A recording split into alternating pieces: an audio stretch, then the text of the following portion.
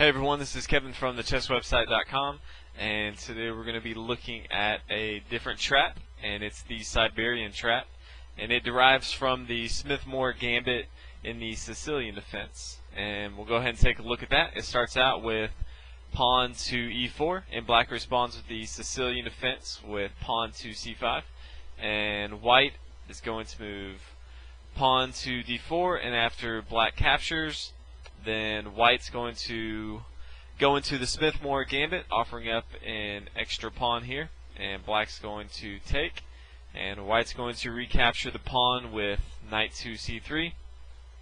Black's going to develop his knight to c6. White's going to develop his knight to f3. Black's going to continue with pawn to e6.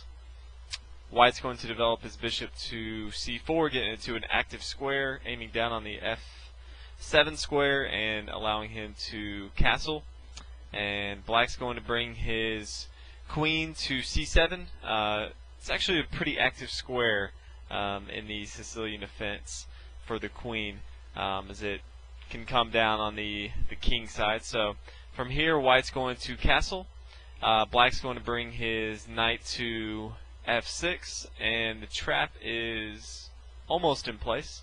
From here, white's going to move his queen to e2, which we will see is going to be a mistake once we set the trap.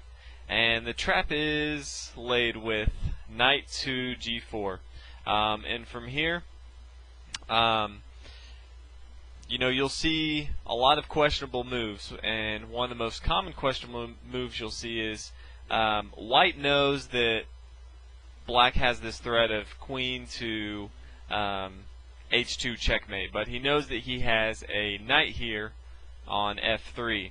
So what white's going to try to do a lot of times, he knows he has an extra defender here, so he knows black can't come in right away. So he's going to go ahead and try to take away this threat and move pawn to h3, and this is actually a huge mistake because black can actually move his knight to d4 and capture this queen. Now, if for some reason white decides to not have his queen captured, he's going to get checkmated. If, for instance, he moves his queen, let's say he moves his queen away to, let's say, d1, then black can simply come in and capture on f3, checking the white king, and black's next move, he can come to h2 and checkmate.